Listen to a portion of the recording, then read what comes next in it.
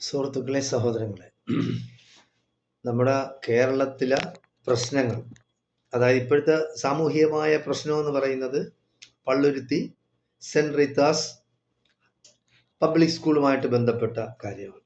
അത് സാമൂഹ്യ മാധ്യമങ്ങളായിരുന്നാലും ശരി, ജനങ്ങൾ തമ്മിലായിരുന്നാലും ചേരിതിരിവുണ്ടാക്കി, പ്രശ്നങ്ങൾ ഉണ്ടാക്കി, ആകെ നശിപ്പിച്ച് കോലാഹലമാക്കി. അത് ഇവിടുത്തെ സാമൂഹ്യ മാധ്യമങ്ങൾ, നിഷ്പക്ഷരായ നിലപാടെടുക്കുന്നവർ, ഇവരെല്ലാം കൂടെ പക്ഷേ നിഷ്പക്ഷ നിലപാടെടുക്കുന്നവരായിരുന്നാലും ശരി, ചാനൽ ചർച്ചകളിൽ പങ്കെടുക്കുന്നവരായിരുന്നാലും ശരി, ചാനൽ മുതലാളിമാരായിരുന്നാലും ശരി, ഒരു കാര്യത്തിൽ ഇവരെല്ലാം ഒന്നിച്ചാണ്. അതായത് മുസ്ലിങ്ങളെ അടിക്കുക. പക്ഷേ കേരളത്തിലെ പൊതുസമൂഹം കൂടുതലായിട്ട് ആ കുട്ടിയുടെ പക്ഷത്താണ്. അതിന് നന്ദിയുണ്ട്. കാരണം നമ്മുടെ സംസ്കാരം അനുസരിച്ച്, നമ്മുടെ മതേതരത്വം അനുസരിച്ച്, ഈ കേരളത്തിൽ നടന്നു പോകുന്ന പാരമ്പര്യം അനുസരിച്ച് ഏത് കുട്ടിക്കും ഏത് വേഷം എന്ന് പറയുന്ന സ്കൂളിൽ നിഷ്കർഷിച്ചിട്ടുള്ള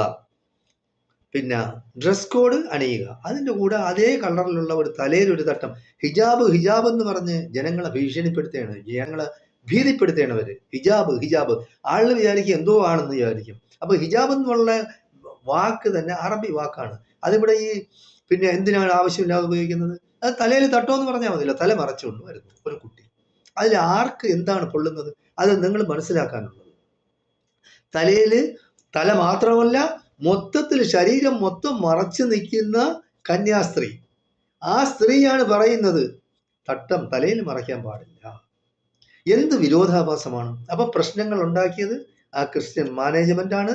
ഈ കേരളത്തില് സമാധാനമായി സൗഹാർദ്ദപരമായി ഹിന്ദുക്കളും മുസ്ലിങ്ങളും ക്രിസ്ത്യാനികളും പഠിച്ചുകൊണ്ടിരുന്ന ആ വിദ്യാർത്ഥികളുടെ ഇടയിൽ തന്നെ ചേരിതിരിവ് ഉണ്ടാക്കിയത് ഈ ക്രിസ്ത്യൻ മാനേജ്മെന്റും അവിടുത്തെ പ്രിൻസിപ്പളുമാണ്.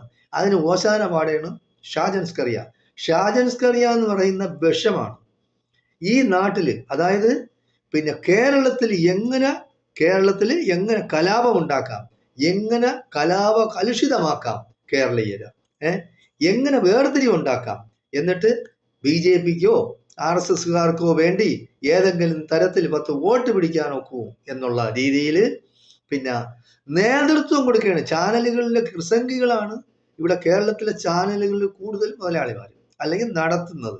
നിങ്ങൾ എടുത്തു നോക്കിയാൽ അറിയാം. പേരൊക്കെ കേൾക്കുമ്പോൾ തോന്നും മുസ്ലിങ്ങളാണ് നടത്തുന്നത് അല്ലെങ്കിൽ ഹിന്ദുക്കളാണ് നടക്കുന്നതെന്നൊന്നും അല്ല. അതെല്ലാം ക്രിസ്ത്യാനികളാണ് നടത്തുന്നതെല്ലാം. അതായത് മനസ്സിൽ വിഷമം കൊണ്ട് കിടക്കുന്ന ക്രിസ്ത്യാനികൾ നമ്മൾ മനസ്സിലാക്കാനുള്ളതാണ്. അതായത് വിഷമാണ് അവരുടെ ഹൃദയത്തിലും അവരുടെ മനസ്സിലും ഉള്ളത്. അവർ ഈ നാട്ടിൽ സമാധാനമായിട്ട്